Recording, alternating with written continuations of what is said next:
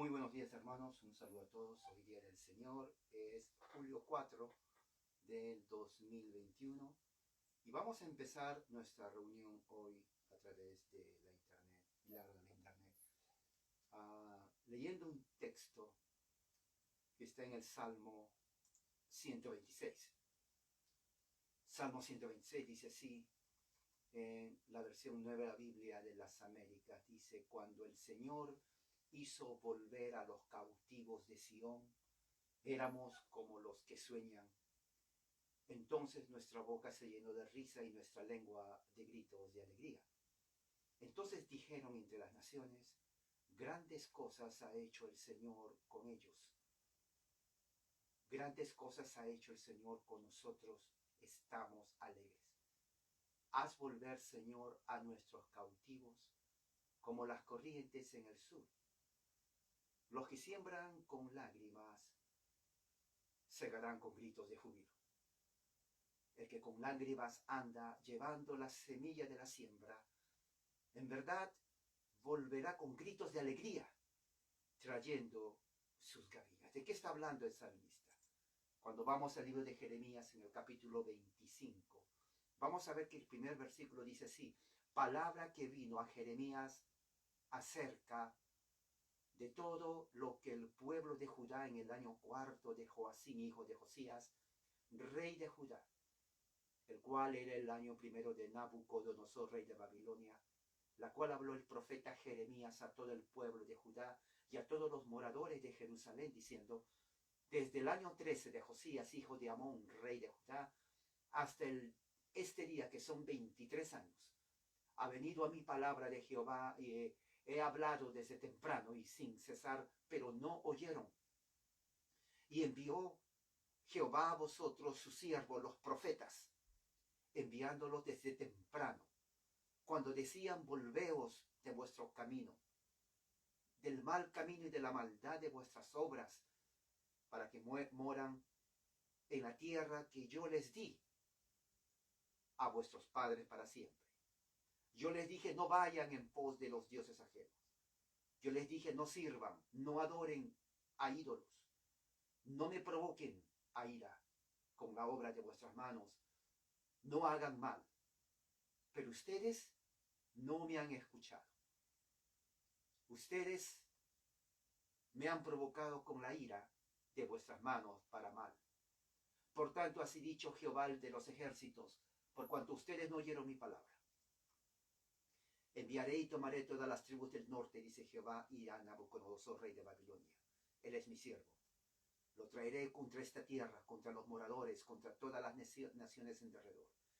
Los destruiré, los pondré por escarnio y por burla, y en desolación perpetua. Haré que desaparezca de entre ellos la voz del gozo, la voz de la alegría, la voz del desposado y la voz de la desposada, ruido de molino y luz de lámpara. Toda la tierra será puesta en ruinas y espanto. Servirán las naciones al rey de Babilonia 70 años. Cuando sean cumplidos los 70 años, castigaré al rey de Babilonia y aquella nación por su maldad, ha dicho Jehová. Y a la tierra de los caldeos la convertiré en desiertos para siempre. Traeré sobre aquella tierra mis palabras que he hablado contra ella, con todo lo que está escrito en este libro, profetizado por Jeremías contra todas las naciones. Porque también ellas serán juzgadas por muchas naciones y los grandes reyes. Yo les pagaré conforme a sus hechos, conforme a la obra de sus manos. Eso es lo que dice Jeremías capítulo 25, profecía referente a la desolación y cautiverio de Jerusalén por manos de Babilonia, por ser idólatras el pueblo de Israel. 15, porque así me dijo Jehová, Dios de Israel: toma de mi mano la copa del vino de este furor, y da de beber de él a todas las naciones de la tierra que yo te envío. Beberán, temblarán, enloquecerán a causa de la espada que yo envío entre ellas. Tomé la copa de la mano de Jehová y di de beber a las naciones las cuales me envió el Señor. Jerusalén, las ciudades de Judá, de sus reyes, sus príncipes, los puse en ruinas, de escarnio, les puse en burla y en maldición como hasta hoy. A Faraón, rey de Egipto, a sus siervos príncipes, a todo el pueblo, a toda la mezcla de naciones, a los reyes de la tierra de Uz, a los reyes de la tierra de Filistías, Calón, Gaza y Crón, el remanente de Asdod, Edom, Moab, a los hijos de Amón, a todos los hijos de Tiro, a los hijos de Sidón, a los reyes de las costas que estén en el lado del mar, desde Tema, Bus.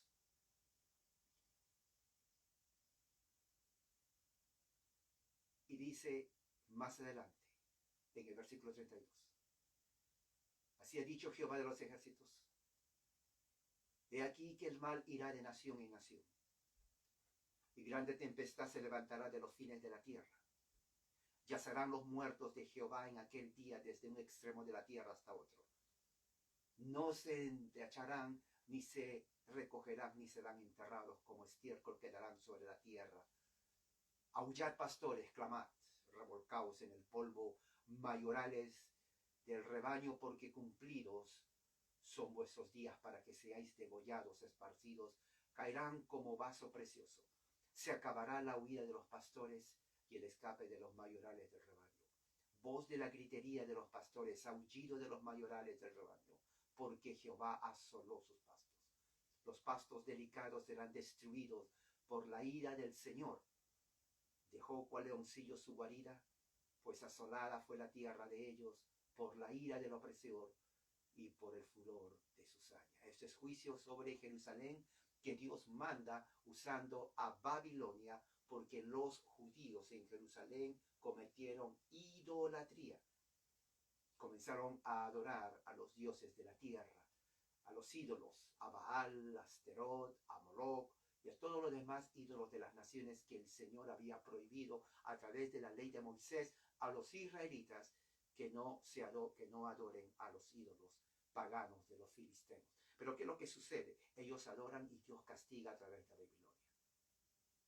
Salmo 126, teniendo ese contexto, dice, cuando el Señor hizo volver a los cautivos de Sion, de Babilonia, éramos como los que sueñan, porque fueron 70 años de desolación, de miseria, de esclavitud. Entonces nuestra boca se llenó de risa, era tanto el gozo después de la liberación de 70 años, que los sobrevivientes reían. Era una risa de locura, porque no podían creer que estaban libres. Nuestra lengua dio gritos de alegría. Entonces dijeron entre las naciones, grandes cosas ha hecho el Señor con ellos. El Señor es un Dios que está en control de las naciones. 2021 estamos viendo en todas las naciones total rebeldía en contra del Señor mismo, de su palabra, de su ley.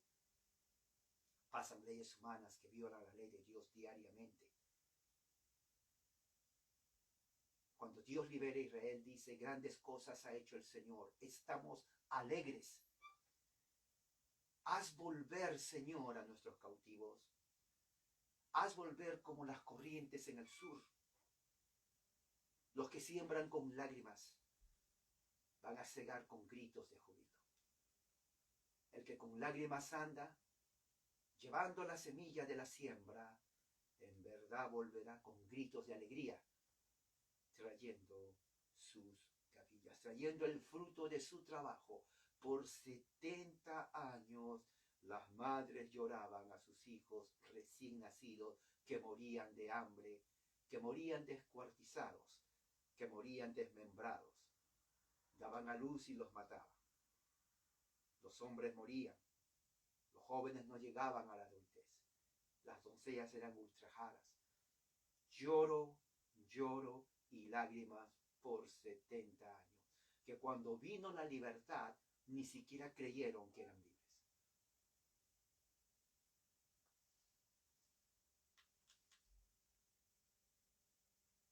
Se escucha.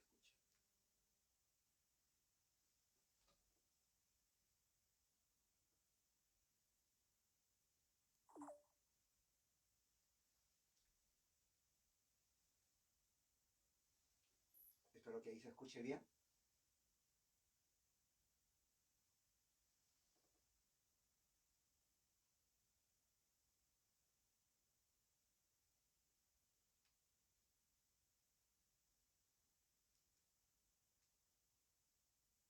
Espero que ahí se escuche bien.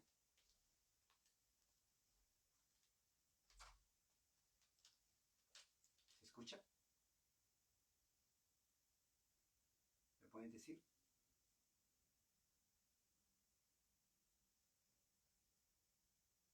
Está muy bajito.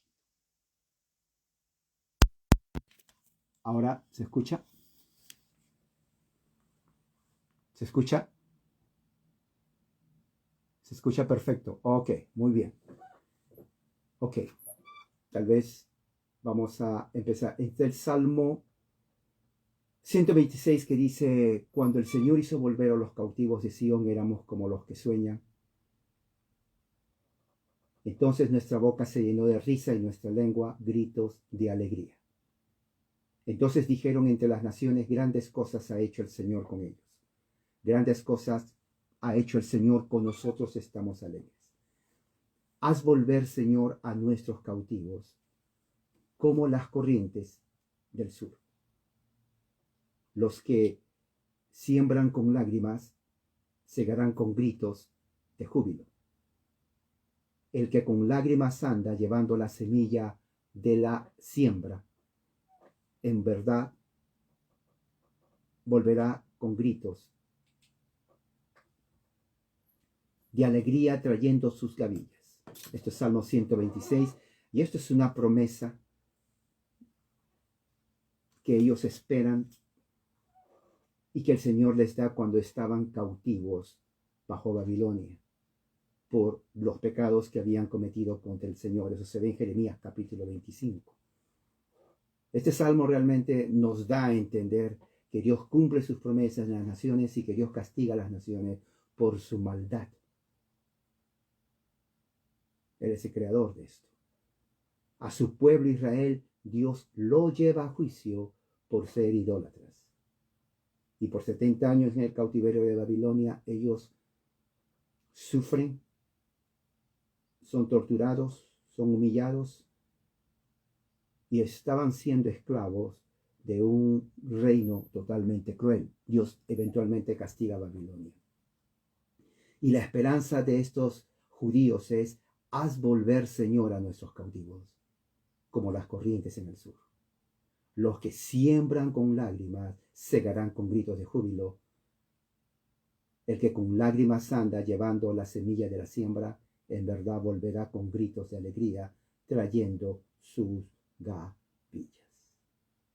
Vamos a hacer una oración para luego entrar a nuestro estudio de hoy en el libro de Hechos, en el capítulo 13. Oremos. Padre Celestial, gracias por tu amor y tu misericordia.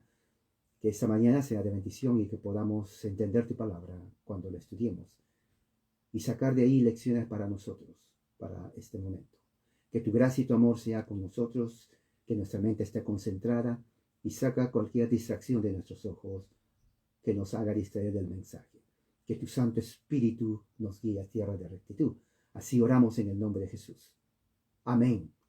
Muy bien, hermanos, vamos a abrir la Biblia en Hechos capítulo 13. Vamos a entonces empezar este nuevo capítulo. Vamos a leer el versículo del 1 al 3. Hechos 13, del 1 al 3. Tengo conmigo la Reina Valera y tengo también la Nueva Biblia de las Américas.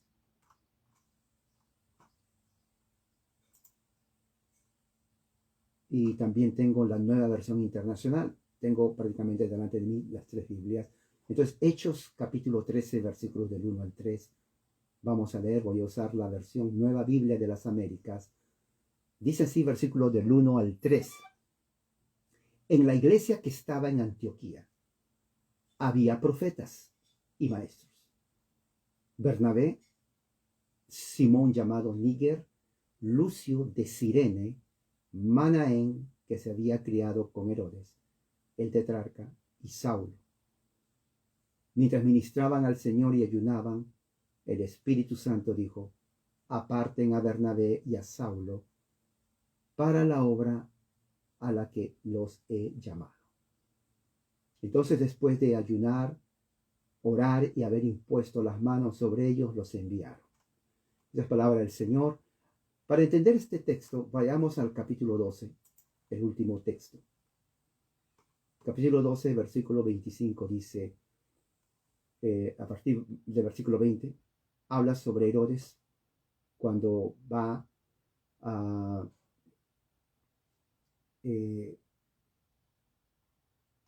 dice que va a Cesarea, y cuando estaba furioso con los de Tiro y Sidón, estaba furioso, versículo 20, se pusieron de acuerdo, se presentaron ante él, porque no querían tener guerra con Herodes, los de Tiro y Sidón, querían tener una paz política. Entonces, mandaron a Blasto, camarero del rey, para que interceda para una paz política. En un día señalado, Herodes, bien ataviado con ropa real, muy resplandeciente, hace un discurso a los de Ciro, a los de Tiro y a los de Sidón, que eran puertos, estaban justamente al borde del mar Mediterráneo. Y cuando Herodes hablaba al pueblo, decía que era voz de Dios y no voz de hombre. Entonces Herodes se llenó de vanidad, creyó que realmente lo que él decía era porque era Dios, y vino un juicio de Dios sobre él, un ángel lo hirió y murió. Él tuvo una infección intestinal avanzada, de tal forma que sus intestinos explotaron dentro de él, y ya era prácticamente una infección mortal. No había, aparte que no había, como hoy en día, emergencia, no había hospitales, no había llamar a ambulancias. El hombre simplemente murió de una infección intestinal muy terrible. Fue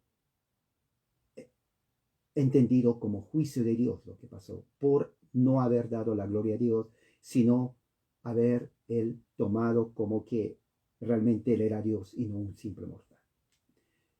Lucas dice, versículo 24, pero la palabra de Dios seguía extendiéndose y difundiéndose de una forma, diríamos, total por toda esa región. Por toda esa región. Cuando Bernabé y Saulo cumplieron su servicio, regresaron de Jerusalén, llevando con ellos a Juan, Simón y tenía Marcos. ¿Fueron a dónde? Fueron a Antioquía, porque en Antioquía estaba la iglesia. Recuerde que Jerusalén era el centro de la iglesia cristiana en ese momento. Pero Antioquía se convierte también en la otra ciudad donde el cristianismo florece. Recuerde que en Antioquía fue el primer lugar en donde los antioquinos llamaron a los creyentes cristianos. Los creyentes no se autodenominaron cristianos, sino que ellos, los de Antioquía, los llamaron cristianos.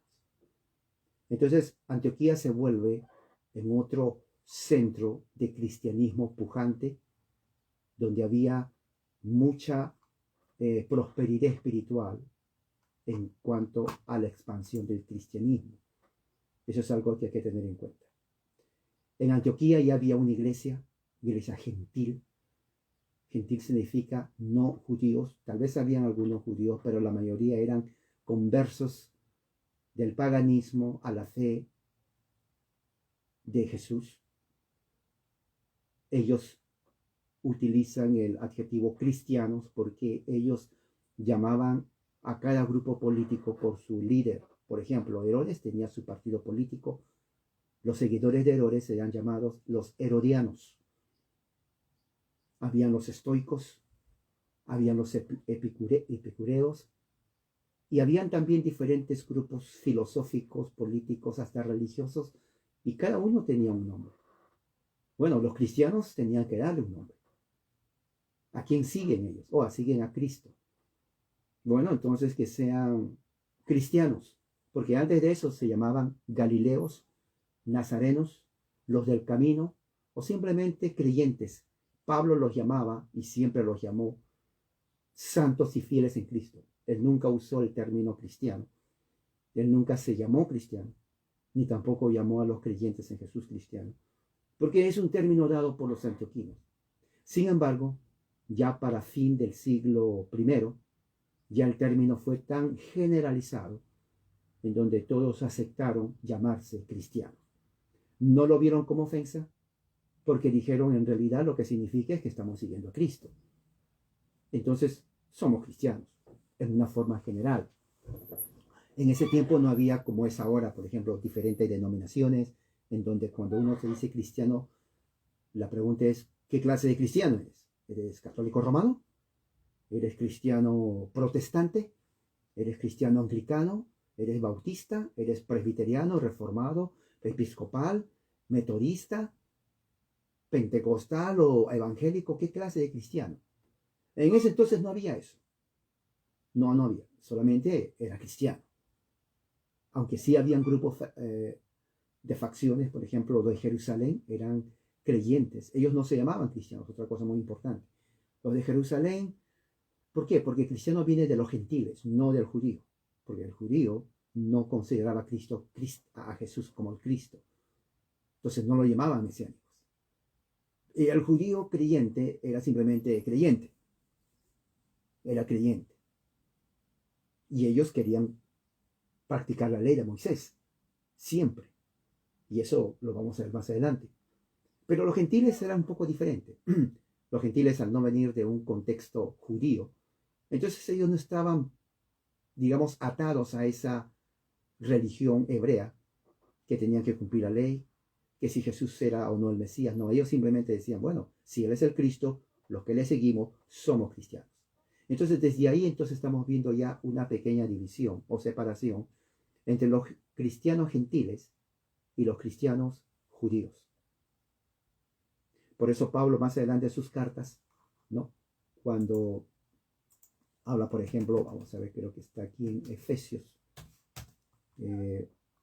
Vamos a ver, cuando habla sobre la unidad del Espíritu, ¿no? Por ejemplo, en Efesios capítulo 4, versículo 17, Pablo hablando a los Efesios dice, esto pues digo, requiero en el Señor, que ya no anden como los otros gentiles. ¿Por qué se refiere Pablo? Porque en Éfeso eran gentiles, cristianos. Entonces Pablo dice, ya no quiero que anden como los otros gentiles, o sea, con los gentiles no cristianos. Ya no anden así. Porque ellos andan en la vanidad de su mente. Cuando Pablo dice vanidad de su mente, no está diciendo la vanidad como se escucha hoy, sino en cuanto a su cosmología, su filosofía. El pagano del primer siglo era una persona, una combinación de religión, superstición, filosofía y también política. Eso ya casi no existe hoy. Prácticamente no existe, es difícil. El pagano era una combinación de todo eso. Usted hablaba con un pagano del primer siglo, le hablaba de filosofía, le hablaba de superstición, le hablaba de política, ¿no? Le hablaba de religión, mezclaba todo, ese era su mundo. Entonces Pablo dice, bueno, nosotros no podemos estar ahí, porque nuestra teología es Cristo, dice Pablo. Por eso dice, no anden en la vanidad de su mente. Porque ellos tienen su entendimiento entenebrecido que está ajeno a la vida de Dios, porque en ellos hay ignorancia de Dios, ellos no conocen, y es lógico, porque eran paganos. Son duros de corazón. Cuando se les presentaba el Evangelio, ellos rechazaban. Los cuales, después que perdieron toda sensibilidad, se entregaron a la lascivia para cometer con avidez toda clase de impureza. O sea, esa era la vida ética del pagano. Ustedes, ahora Pablo al gentil cristiano, ustedes no aprendieron así de Cristo. Fíjense, ahí cambia, versículo 20. Ustedes, gentiles cristianos, ya no han aprendido así de Cristo. Eso era antes, pero ahora no. Si en verdad les habéis oído, si en verdad haber sido enseñados, si en verdad conforme a la verdad que está en Jesús, por cuanto la pasada manera de vivir, ya no vivan como el viejo hombre, porque está viciado. Más bien renuévense en vuestra mente, vestidos del nuevo hombre, creado según Dios en la justicia y en la santidad de la verdad. Ahora, eso es muy importante tener en cuenta porque eso está hablando Pablo a los cristianos gentiles, a los cristianos gentiles que no tenían un contexto judío. Los judaizantes entraban ahí y le decían tienen que circuncidarse. Ese cristianismo existió en el primer siglo. Los judaizantes en realidad creían que Jesús era el Mesías, pero también querían que te circuncides. Entonces Pablo tenía un problema con ellos. Por eso que a Pablo lo odiaban. Porque él decía a los mesiánicos, eran los mesiánicos, o sea, judíos creyentes, pero mesiánicos, querían la ley, eran los legalistas. Pablo les decía, ¿por qué ustedes no se mutilan todo el miembro viril? Así les decía Pablo. Es un lenguaje de Pablo. Pablo hablaba así, realmente. Y bueno, y ellos se enojaban con Pablo. Decían, bueno, ¿y este qué? ¿No? Hay que circuncidarse. Dice, no, ustedes son perros. Mutílense todo el verbo viril si tanto quieren hacerlo. Pero no enseñan la circuncisión porque la circuncisión en Cristo ya no tiene valor. Es más, Él es nuestra circuncisión, no hecha de manos. Entonces hubo un conflicto entre los cristianos mesiánicos y Pablo, al punto en donde muchos de ellos apostataron de la fe según Hebreos. Cuando leemos Hebreos, ellos fueron los que apostatan de la fe. Entonces se convierten o se vierten en contra de Pablo. Y a partir del capítulo 13, que vamos a entrar, hasta el capítulo 28 de Hechos, vamos a ver una lucha entre los judaizantes y los cristianos judíos, legalistas, cristianos, en contra de Pablo. Prácticamente eran todos ellos en contra de Pablo. Los nuevos creyentes gentiles no podían defender a Pablo, porque ellos no sabían mucho de la fe. Entonces Pablo viajaba por todo Asia. Eso lo vamos a ver, es interesante esto. Entonces la primera persecución que empezó con imperial es con Nerón en el año 67, porque él murió en el año 68. En esa persecución imperial del imperio, diferente a la persecución local que hacían los judíos, porque la persecución en sí empieza con los judíos, con el Sanedrín, de una forma local entre judíos, no romanos, sino judíos. Es con Nerón, a quien Juan y los romanos le llaman la bestia, de ahí viene el nombre bestia. O sea, el nombre bestia viene de los mismos romanos con Nerón, porque Nerón era un ser despreciable. Nadie quería a Nerón, ni los propios romanos. Ellos lo despreciaban porque era un hombre vicioso. Era un hombre detestable, ¿no? Era una persona, inclusive en físico, carácter, espíritu, forma de ser, era un hombre insoportable. Insoportable. Entonces no lo querían a Nerón. Era un hombre literalmente esquizofrénico. No había psicólogos en ese tiempo, psiquiatras. Tal vez le hubieran dado Prozac o unas pastillas de alto contenido de dosis, pero era un hombre totalmente mentalmente trastornado. Tenía problemas mentales profundos. Entonces a él le llaman la bestia porque hacía cosas que no eran normal. Tanto que mandó a quemar a Roma y le echó la culpa a los cristianos. Y ahí empieza la cacería cristiana, ¿no? Ahí empieza la cacería cristiana en donde agarran a miles de cristianos, miles. Lo crucifican a los cristianos y los prenden en fuego vivos estando crucificados. Mientras los cristianos gritaban, imagínense, gritería de miles de cristianos en el Coliseo. Y en medio de ellos, Nerón cantando, escuchando los gritos de los cristianos. Eso implica que esta persona era literalmente mal de la cabeza, totalmente trastornado. Ni romanos, ni griegos, ni judíos lo querían a este hombre. Y él se mata, por último. Yo creo que hizo un bien en matarse. Bueno, a él lo llaman la bestia. Cuando Juan habla en Apocalipsis de la bestia, está hablando de Nerón, porque los romanos le llamaban así, la bestia. Simplemente Juan está tomando ese término de lo que ya se le conocía a Nerón. Entonces, todo eso viene, ¿no? Un desarrollo en cuanto al ministerio y a la expansión del evangelio en toda parte de Judea, en Asia. Cuando Pablo viaja, eso lo vamos a ver, empieza aquí en el capítulo 13. Entonces parte de Antioquía, porque Antioquía viene a ser el centro de la iglesia cristiana gentil. Se vuelve a ser más importante inclusive que Jerusalén. Ya estaban sus obispos, tenían profetas, tenían maestros y obviamente los apóstoles estaban ahí. Tenían diáconos, en una congregación pujante, cristiana, gentil, que tomaba muy en serio su fe cristiana. O sea, Antioquía es el ejemplo de una iglesia gentil en el primer siglo. Versículo 1 dice que en la iglesia de Antioquía habían profetas y maestros, entre los cuales estaba Bernabé, Simón llamado Níger, Lucio de Cirene, Manaén, que se había criado con Herodes, el tetrarca, o sea, Herodes Agripa, ¿no? Y Saulo. O sea, todos ellos estaban en la iglesia, eran los líderes de la iglesia en Antioquía. Fíjese que habla de que había profetas y maestros. La misión del profeta en ese entonces era una misión muy especial. El profeta no era el que simplemente decía, mira, mañana o en 10 años va a pasar esto. Muchos creen que el profeta era el que pronosticaba eventos para venir. No era eso. El profeta viene a ser una autoridad escritural en donde él enseñaba la palabra de Dios, enseñaba la ley, porque en ese tiempo no había Biblias como tenemos hoy. Las primeras Biblias salen en el siglo IV, unos 300, 400 años después, pero en ese tiempo no había, la gente no llevaba la Biblia a conversión, no había este libro. Habían rollos, las cartas de los apóstoles, la ley de Moisés, los salmos, los profetas, Jeremías, Isaías, Daniel y todo lo demás.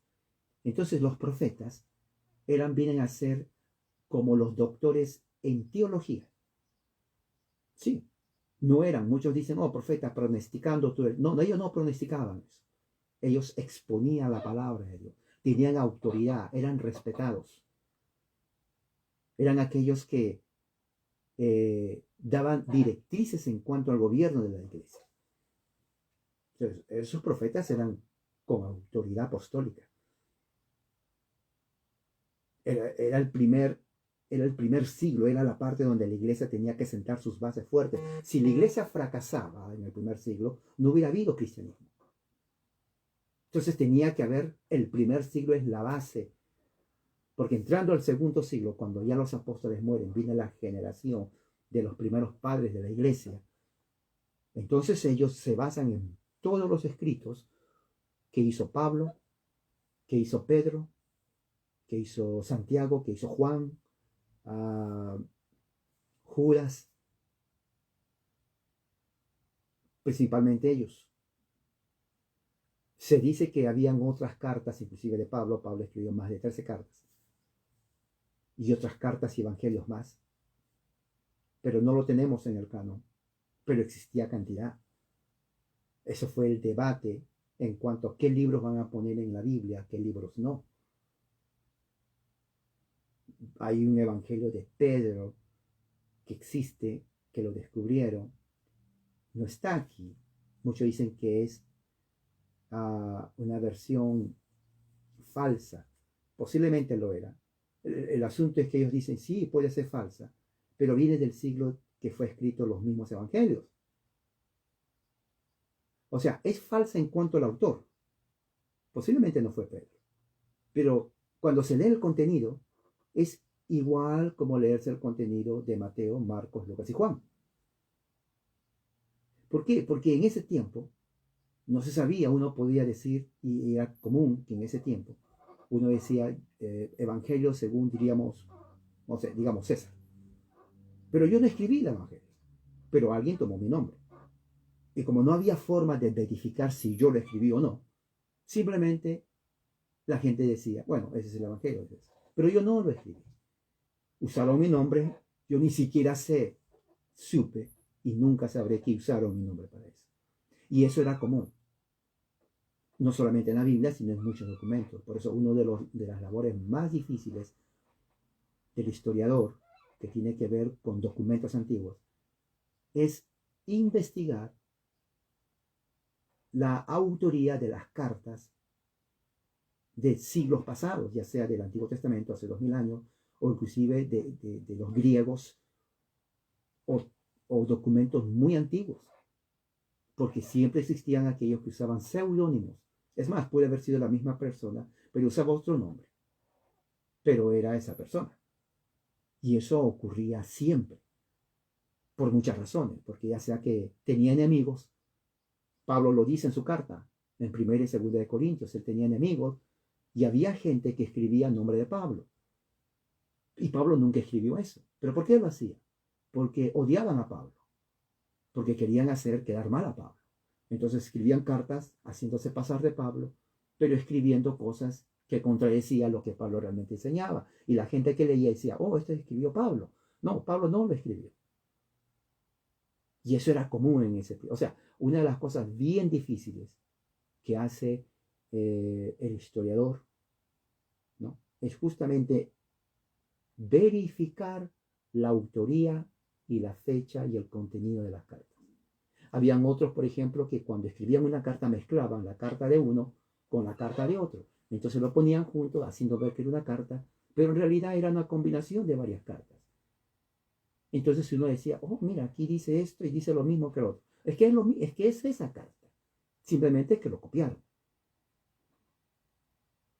O sea, la situación se complica en cuanto a documentos antiguos. Porque no se sabe realmente si él lo escribió, no se sabe si él lo escribió con otro nombre, y no se sabe si realmente es la misma carta que él escribió o simplemente agarró de alguien y se lo hace pasar de otro. Esa era otra cosa.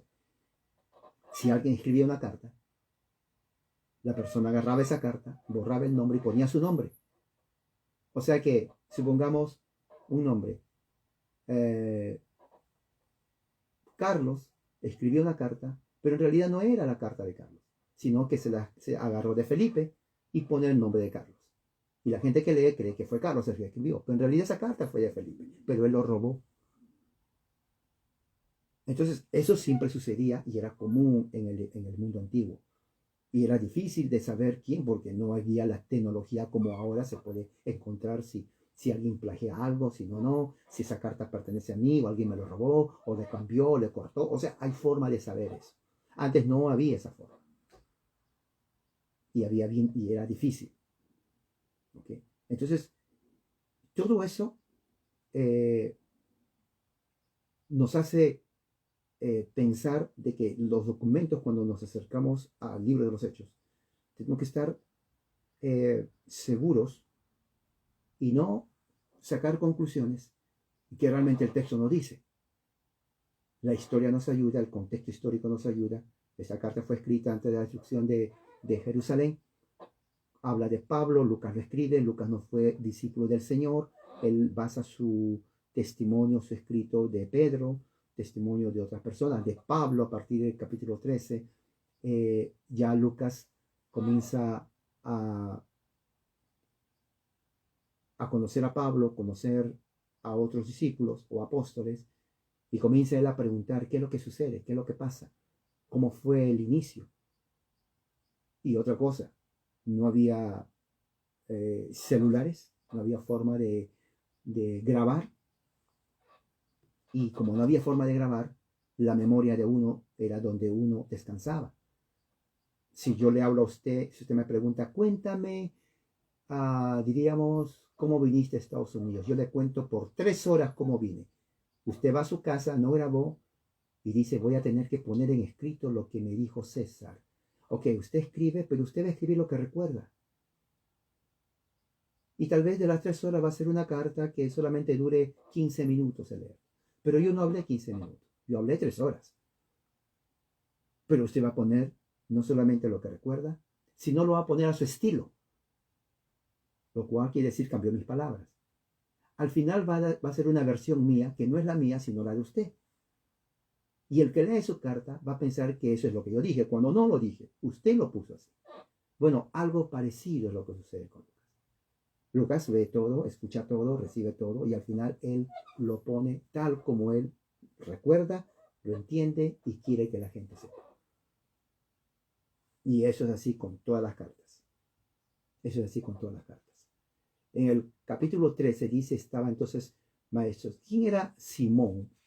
Estaba Bernabé. Tengo aquí un libro donde dice de Bernabé. Aquí dice, había estado profeta, Simón, llamado Níger, era un romano. Níger, Bernabé era el compañero de Pablo. Ya sabemos, lo vemos en capítulo 8, capítulo 9. ¿No? Él era de Chipre. Bernabé ya era conocido cristiano, discípulo del Señor, conocía a todos los apóstoles, era el compañero de Pablo. Él fue que le introduce a Pablo a los discípulos, ¿se acuerdan? Le introduce a Pablo a los discípulos y entonces es lo que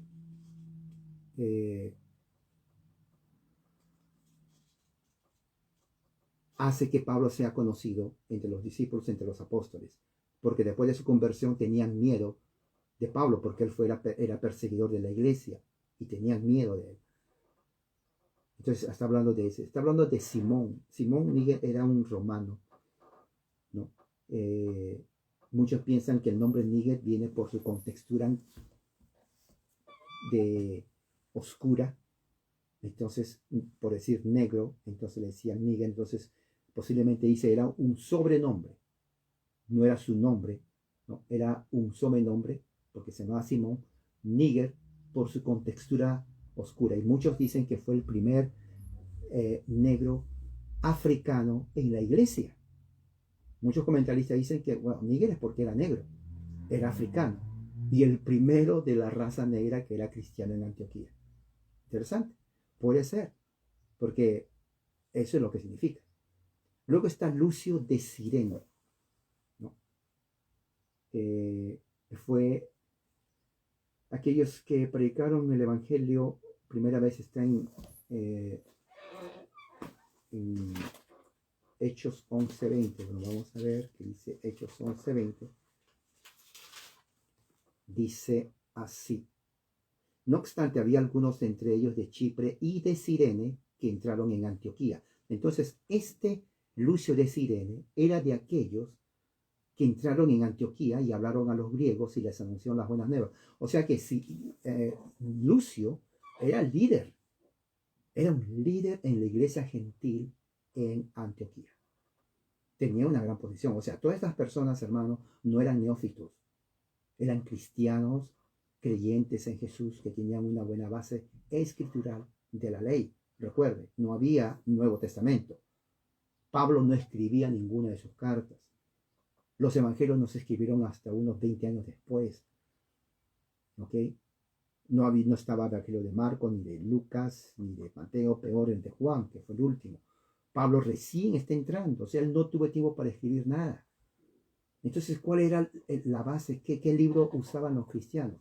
Pues usaban el Antiguo Testamento, esta parte del Antiguo Testamento. Nada más. Nada más.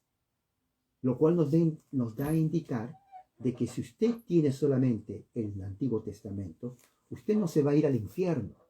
Usted puede usar el Antiguo Testamento como hicieron los apóstoles para predicar el Evangelio.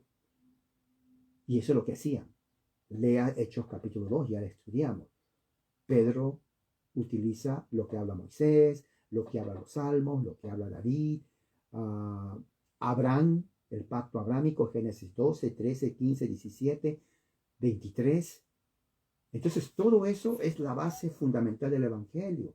Pablo dice que el Evangelio se le predicó a Abraham en el capítulo 12 de Génesis, versículo 3. Vamos a ver si es verdad. Es lo que dice Pablo, que por primera vez el Evangelio se le predica a Abraham. Está en el 12. ¿Qué dice Génesis 12:3? Bendeciré a los que te bendicen, maldeciré a los que te maldigan. En tu simiente, Cristo, serán benditas el Evangelio, las naciones de la tierra. Cuando se predica el Evangelio, la gente es bendecida a través de la simiente, que es Cristo, porque el que predica a Cristo está predicando la simiente de Abraham y es bendecida porque es el Evangelio a las naciones de la tierra que escuchan. ¿Entiende? Ese es el Evangelio. Entonces se le predica el Evangelio por primera vez a Abraham, Génesis 12:13. Y recuerde, marcador. Si alguien le dice a usted, ¿se predicó el Evangelio en el Antiguo Testamento? Claro que se predicó. Génesis 12:3. Entonces inmediatamente lo pone así. Y ya está. Entonces de esta forma, usted sabe en el futuro que si alguien le dice, enséñame en qué parte de la Biblia está en Génesis 12:3. O sea, Génesis 12:3 realmente es el primer mensaje del Evangelio que se da a Abraham. Entonces estas personas predicaban así. Luego está Manaén, que se había criado con Herodes. Ahora hay muchos mucha teoría en cuanto de este Manaén, pero una cosa es cierta, que Manaén en verdad se crió con Herodes, el tetrarca, ¿no? Su mamá había sido la que cuidó de Nerón. Se cree que la mamá de Manaén crió a Nerón cuando nació. O sea, le crió a Manaén, que era su hijo, pero también le crió a Herodes cuando nació, porque crecieron en el palacio con Herodes. O sea, Manaén era una persona que creció con Herodes, que tenía amistad con él, y creció bien, no le faltaba nada. Una persona de influencia política y social. Fíjese, una persona de influencia política social. Bueno, y Saulo, bueno, ya saben, Saulo, que después se cambió a Pablo. Mientras ministraban al Señor, ahora interesante, cuando dice la palabra ministraban, está en el versículo 2. Veamos, cuando ministraban al Señor. Dice así que la palabra es leito gortun, que significa que ellos realizaban funciones religiosas o de caridad. Entonces es una palabra compuesta, ¿no? Una palabra compuesta de donde viene la palabra liturgia. Entonces, la palabra que dice en el español, recuerde que ellos no hablaban español, lo traducen, dice, mientras ministraban, eso dice la Biblia de las Américas, la Reina Valera dice ministrando, la nueva versión internacional dice mientras ayunaban y participaban en el culto al Señor. Eso, la versión de Nueva Biblia Internacional lo traduce un poco mejor, porque la palabra es liturgia. Entonces, la liturgia ya se hacía en las iglesias cristianas en ese tiempo. ¿Qué es liturgia? Bueno, liturgia primero es una palabra griega que significa realizar un servicio religioso en orden. Entonces, la liturgia siempre existió desde el principio. Aquí está, la iglesia primitiva, Antioquía, liturgia. Entonces, de ahí en adelante, todas las reuniones en las casas, porque eran en casas, era una reunión litúrgica. Litúrgica. Entonces, mientras ellos hacían liturgia al Señor, o sea, los de arriba, los profetas, los maestros, Simón, Pablo, Bernabé, mientras estaban haciendo estaban en la liturgia, ellos estaban ayunando. El ayuno era parte normal, porque el ayuno viene desde inclusive de los judíos, tiempos inmemoriales, y también los paganos hacían ayuno a sus dioses falsos. O sea que el ayuno no es algo propiamente de Israel o de los cristianos. No, ellos adoptan esa práctica del ayuno. ¿Me entienden? Ellos adoptan. Los paganos ayunaban, los estoicos ayunaban, y obviamente los judíos ayunaban. Ahora, la diferencia está en cómo ayunaban. Tenían un ritual, ¿no? Tenían ceremonias de ayuno. Bueno, esa práctica es parte de la iglesia cristiana. La práctica del ayuno. Y ellos ayunaban. O sea, había una relación entre la liturgia y el ayuno. ¿Se dan cuenta? Eso ya no existe hoy. Pero hay una relación entre el ayuno y la liturgia.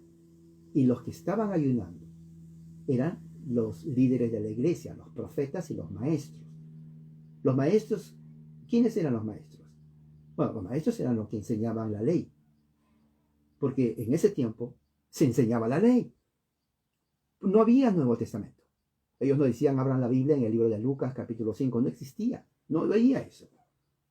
No se escribía ningún evangelio. Era solamente el Antiguo Testamento. Ellos predicaban. Los maestros tenían que extraer de la ley todo aquello que apuntaba a Jesucristo. Ellos tenían que extraer de los salmos, de los profetas. Los salmos tenían una cantidad, 150 salmos, bastante material. Y hacían la liturgia. En la liturgia había las oraciones. Pero acá, a diferencia de Jerusalén, ellos no se no se regían por el calendario de oraciones judaicos, porque eran gentiles. Ellos oraban como la forma como en ese entonces se entendía la oración. Y la oración, el partimiento del pan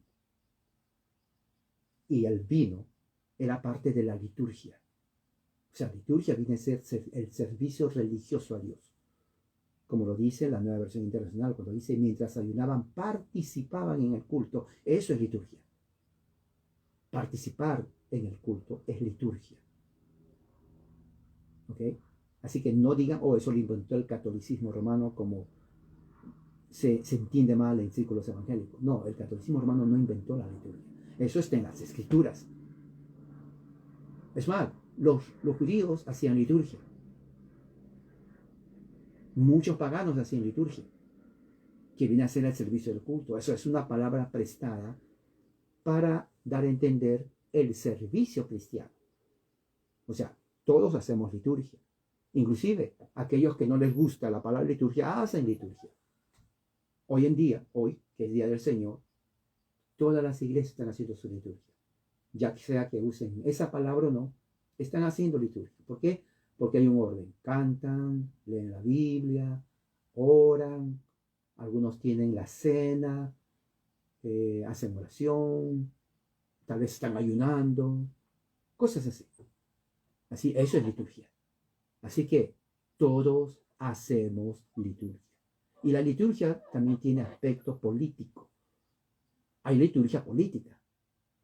¿Cómo es eso? No entiendo. Claro, porque cuando los políticos se reúnen, claro que son buenos para nada, eso ya se sabe, no hay que discutirlo, es aceptado que son buenos para nada.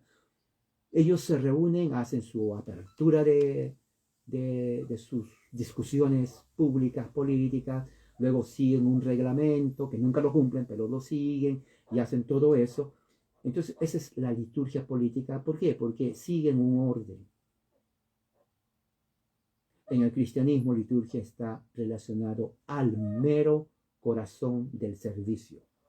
Cuando se canta, cuando se ora, cuando se lee la escritura, cuando se expone la palabra, cuando se ora otra vez, cuando se pide perdón de los pecados, cuando se parte el pan y se toma el vino. Todo eso es liturgia. Liturgia. ¿Ok? Así que eso se quede bien claro. Eso es lo que estaban haciendo aquí. El Espíritu Santo, cuando estaban ayudando, el Espíritu Santo habla. Lucas no nos dice cómo habla. O sea, no dice si hubo una voz que se escuchó. Dice el Espíritu Santo dijo. Ahora, ¿cómo habló? Si uno no estudia bien el contexto bíblico, uno va a decir que uno está orando. Por ejemplo, yo estoy aquí y de repente por aquí aparece una voz, me dice, César, en este momento, y yo digo, me está hablando alguien aquí. Pero cuando Lucas dice el Señor y el Espíritu habló, está diciendo, los profetas hablaron. ¿Qué dice el versículo 1? Y había profetas. Entonces, cuando dice y el Espíritu habló, simplemente está diciendo que los profetas hablaron inspirados por el Espíritu Santo. A eso se está refiriendo. Entonces, los profetas hablan, el Espíritu habla a través de los profetas, y les dice los profetas, aparten a Bernabé y a Saulo. Ahora, otra cosa muy importante, ¿no? Muchos amigos pentecostales dicen, bueno, si es así, entonces voy a orar y ayunar para que Dios me hable a través de mí y el Espíritu y yo les diga qué van a hacer. Bueno, ya no es así porque tenemos la Escritura. Así que no esperen o crean que alguien dice, bueno, yo estaba ayunando y el Señor me habló. Me tienes que dar $1000. El Espíritu me dice, así que si lo dice, tienes que cumplir. No es así. Eso fue algo especial, por eso que Lucas está hablando. Cuando dice el Espíritu Santo habló, está diciendo que el Espíritu Santo habló a través de los profetas. Y les dijo, aparten a Bernabé y a Saulo para la obra a la que yo le he llamado. Recuerde que cuando Pablo es comisionado por Jesús, cuando Jesús se le presenta a Pablo, ¿se acuerdan? ¿No? Ese pasaje muy importante. ¿No? En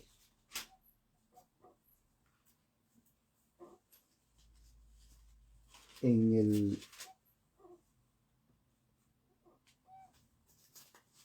persecución de Pablo contra la iglesia, dice, está en el capítulo 9 de Hechos, ¿no? Capítulo 9 dice, en el versículo 15,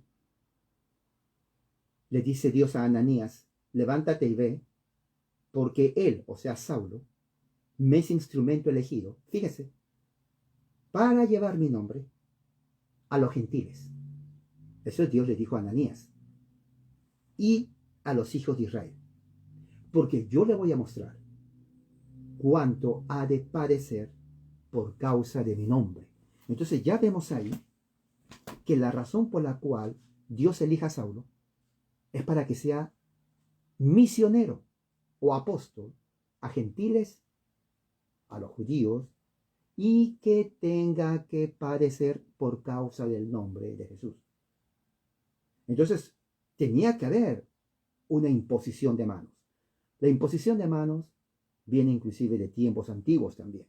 Eso lo hacían los gentiles en sus reuniones paganas, eso lo hacían también en el tiempo de los profetas y de los reyes. La imposición de manos, autoridad. Y la ponían, claro, aceite de oliva, porque el aceite de oliva representaba el Espíritu de Dios, o sea, la unción, que viene la palabra Mesías, ungido. Entonces, los profetas hablan, movidos por el Espíritu Santo, y le dicen a la iglesia, porque dice, en la iglesia que estaba en Antioquía había profetas. Ahora, era una iglesia grande, no era de 20 personas. Recuerde que la familia solamente del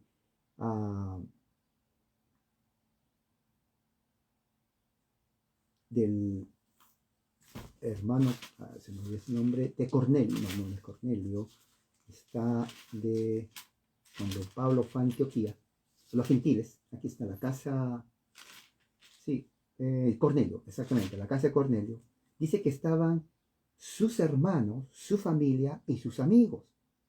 O sea, era una familia grandísima.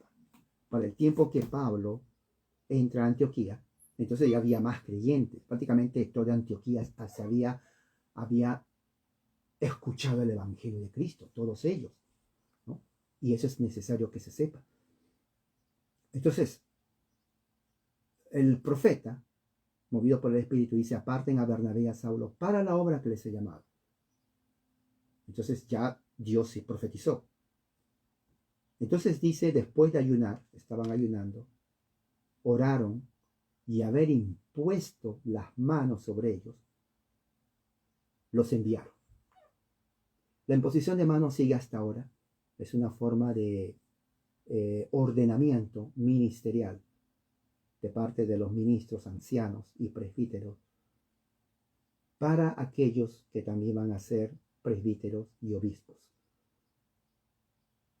o misioneros o apóstoles. Ahora, hoy en día ya no hay apóstol. Apóstol significa enviado. Ahora, mucha gente dice, bueno, yo soy apóstol porque soy enviado, pero no use la palabra apóstol, porque no lo es. Será enviado, misionero, lo que sea. Porque apóstol no solamente significa enviado, sino significa uno de los originales baluartes de la iglesia, y ellos ya murieron. Así que ya no hay necesidad de apóstol, porque ya hubieron los que estuvieron, y nada más. Además, una de las marcas del apóstol era haber visto a Jesús en persona. Uno dice, sí, pero Saulo no lo miró. Bueno, se le presentó. Y califica, y Jesús lo llamó para ser apóstol. Entonces, suficiente. Y ya no llama, ya acabó. Pueden haber misioneros, si usted quiere ser misionero, su congregación le tiene que aprobar. O otra cosa. O profeta. Bueno, los profetas serán necesarios, pero hoy en día ya no hay profetas así, aunque se llame profeta, ya no hay profetas. Pero sí hay maestros de la ley. Hay teólogos. El maestro es el teólogo. O sea, ser teólogo es necesario en la iglesia. ¿Ok? Estamos hablando del punto de vista ministerial. Es necesario que los obispos o presbíteros sean teólogos. Porque el teólogo es el que estudia la Biblia. Usted no quiere un maestro en su congregación que no sepa absolutamente dónde está el libro de Apocalipsis o quién escribió el libro de los Salmos ¿O por qué se llama Deuteronomio? Usted no quiere nadie así. Usted quiere a alguien que conozca la Escritura para que enseñe a usted. Para que usted crezca en el conocimiento y gracia de la verdad en Jesucristo. Para que no sea ignorante. Para que no sea un neófito. Para que no sea alguien que cualquier herético venga y le engañe y le haga creer cosas que no es. Entonces usted tiene que exigir a su obispo. A su obispo tiene que decirle, o presbítero, o como le llama usted, pastor. Pastor, tiene que enseñarme la Biblia tal como es. No quiero chistes, no quiero bromas, no quiero cuentos que se fue de vacaciones, no quiero absolutamente nada cuántos zapatos se compró. No quiero saber eso. Quiero que usted, desde el momento que usted entra al púlpito, enseñe la palabra de Dios. Exegéticamente. Eso es lo que quiero. Y dígaselo. Para eso es pastor. ¿No es cierto? Muy bien. Entonces dígaselo así. Bueno. Ellos ayunaban. Cuando dice ayunar, orar, que está en el infinitivo, significa que ellos eran práctica de la liturgia ayunar. Era práctica de la liturgia orar. Ellos no lo hacían solamente por ese momento, sino aquí nos está diciendo cómo era la liturgia en la iglesia cristiana primitiva. ¿Usted quiere saber qué era? Bueno, en la iglesia cristiana primitiva habían apóstoles, habían teólogos, habían maestros, habían obispos, ancianos, presbíteros. Dedicaban a la oración, tenían momentos de ayuno, tenían momentos de exponer, oiga, con estos profetas y maestros, exponer la Biblia. Era, imagínense, escuchar de ellos mismos la exposición de la ley de Dios. Tremendo. Y que el Espíritu Santo hablaba a través de los profetas. Ok, no crea que cuando dice el Espíritu hablaba como un parlante. A ver, Pablo. No hablaba. Hablaba a través de los profetas. Eso es. Cuando dice y el Espíritu habló, está diciendo, usó a los profetas. Eso es lo que está diciendo Lucas, eso es como lo interpreta. Pero pone el Espíritu porque viene del origen espiritual, no del profeta. O sea, al profeta no se le dio la gana para decirle, oh, yo quiero mandar a Bernabé y a Pablo. No. Fue inspirado por el Espíritu de Dios. Porque como ya hemos visto, Dios ya había separado a Pablo para la obra que lo mandé. Entonces, después que ponen la imposición de manos, que viene a ser la autorización apostólica. O sea, Pablo no se levantó y dijo, ¿sabes qué? Yo me quiero ir a Filipos, a Chipre, a Italia. No. Fueron autorizados. Autorizados. Y luego de eso se levanta Pablo, se levanta Bernabé y empiezan su viaje misionero. Ahí empieza el ministerio de Pablo, que nos va a llevar todos los restantes capítulos. Porque en el versículo 4 dice, ellos enviados por el Espíritu Santo, claro, a través de los profetas, descendieron a Seleucía y de allí se embarcaron para Chipre, que era un pedacito de isla en el Mediterráneo al oeste. Oiga, yo me pongo a pensar, qué emoción de Pablo y de Bernabé empezar el primer viaje misionero en la historia del cristianismo. Oiga, este es cristianismo. ¿Usted quiere saber cómo se inició el cristianismo? ¿Cómo se expandió? Ahí está. Capítulo 13. Ahí empieza. Ahí está. No tiene que inscribirse a un seminario teológico. Aquí está. Versículo 4. Viajan a Chipre. El viaje de Pablo. Y bueno, la próxima semana que viene vamos a acompañar a Pablo a todos esos lugares de Chipre. Vamos a ir a viajar por todo Asia, a viajar por Grecia, inclusive hasta parte de Europa. Vamos a ir a todos esos lugares y va a ser difícil porque nos van a perseguir. Los judíos nos van a corretear con palos, con piedras, nos van a querer matar. Así que prepárense porque lo que viene va a ser algo fascinante y vamos a acompañar a Pablo en todos sus viajes. Oremos. Padre Celestial, gracias por tu amor, tu misericordia y que haya sido de bendición tu palabra. y que podamos, Señor, aprender esto y aplicarlo para nuestras vidas. Que la gracia tuya sea para con nosotros hoy este día. Amén. Hermanos, que la gracia de Dios sea con todos ustedes el resto del día. Amén.